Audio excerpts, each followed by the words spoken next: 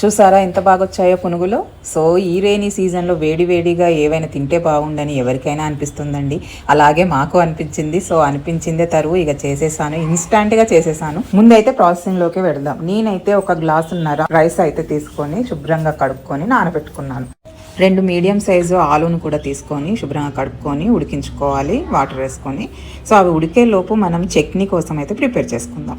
పల్లీలను ముందుగా గిన్నెలో వేసి అవి కొంచెం దోరగా వేయించుకోవాలి నేను చూపించినట్టు. సో అలా వేగిన తర్వాత అదే గిన్నెలో 4 పచ్చిమిర్చీలను సగంగా చించుకొని వేసుకున్నాను. అవి ఆ రకంగా వేగించుకున్న తర్వాత ఎప్పుడైనా పల్లి చట్నీ ఇలానే చేస్తాను, అసలు తాలింపు కూడా పెట్టను. టేస్ట్ మాత్రం అల్టిమేట్ ఉంటుంది. ఒకసారి అయితే ట్రై చేసి చూడండి. నేనైతే మిక్సీ జార్లో పల్లీలు వేయించుకున్న మిర్చి వేసి 4 వెల్లుల్లి రెబ్బలు సరిపడా ఉప్పు అండ్ కొద్దిగా జీలకర్ర వేసి మిక్స్ చేసుకుంటాను.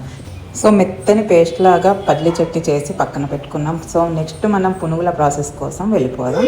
నేనైతే 1.5 గంట పాటు నానబెట్టుకున్నానండి. మీకు చూపించాను కదా రైస్. సో అది 1.5 గంట నానబెట్టుకున్న తర్వాత మిక్సీ జార్లో వేసి కొద్దిగా వాటర్ వేసుకొని మిక్సీ పట్టుకోండి. ముందే ఎక్కువ వాటర్ అయితే వేయకండి, లూజ్ అయిపోతే ఇక రావన్నమాట. సో చూసుకొని కన్సిస్టెన్సీ ఇలా వచ్చేలాగా అయితే చాలు. ఇంకా కొంచెం తక్కువ వాటర్ యాడ్ చేసుకున్నా పర్లేదు. నాకైతే కొద్దిగా ఎక్కువ అనిపించింది, కానీ తర్వాత అన్నీ యాడ్ చేసుకున్న తర్వాత కరెక్ట్ బ్యాటర్లోకే వచ్చిందనమాట. సో మనం మిక్సీ పట్టుకున్న పిండిని అయితే పక్కన పెట్టుకొని ఈలోపు ఈ ప్రాసెస్ అంతా జరిగేలోపు ఆలు అయితే ఉడికిపోయిందండి మంచిగా. సో వాటిని కూడా తోలంతా తీసేసుకొని కొంచెం మీడియం సైజు స్లైసెస్లా కట్ చేసుకొని మిక్సీ జార్లో వేసుకున్నాను. దాంట్లో కొద్దిగా ఆనియన్ వేసి కొంచెం కొత్తిమీర వేసి మిక్సీ పట్టుకోవాలి. దాన్ని కూడా పేస్ట్ లాగా మిక్సీ చేసుకోవాలి.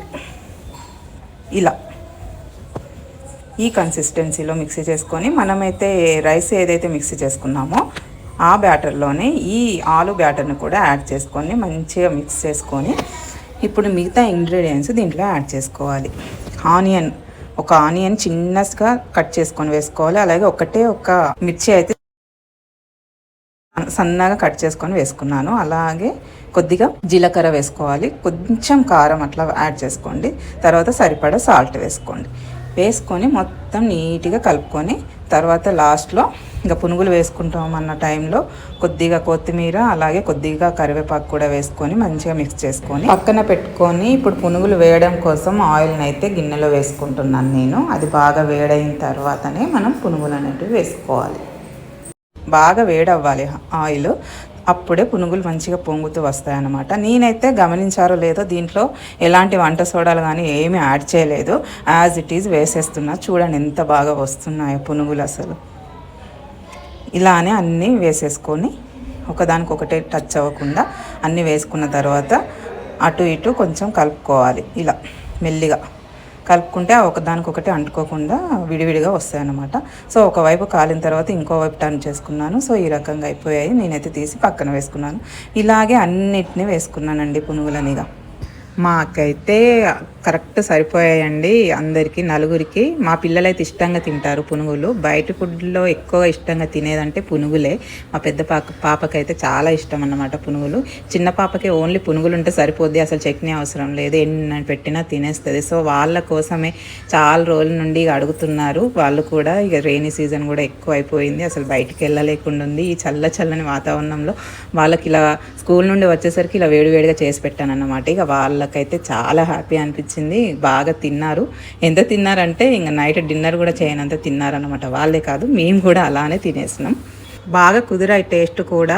ఈ పునుగులని ఆలు పునుగులు అంటారనమాట, అందుకే నేను ఆలు వేసి చేశాను. టేస్ట్ అయితే ఇంకా బయట పునుగుల కంటే ఇంకెక్కువ రెట్టింపు ఉంటుంది. ఒకసారి మీకు అయితే చించి కూడా చూపిస్తాను.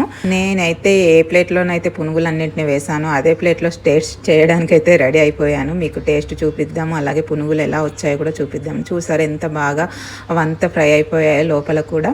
సో ఇన్స్టాంట్గా చేసామన్న ఇది కూడా ఉండదండి, చాలా టేస్టీగా ఉంటాయి, ట్రస్ట్ మీ. ఎందుకంటే నేను చేశాను, తిన్నాము, అంత హెవీగా అంత బాగా కుదిరింది. సో మీకు నచ్చినట్లయితే లైక్ చేసి సబ్స్క్రైబ్ చేసుకోండి. Thank you.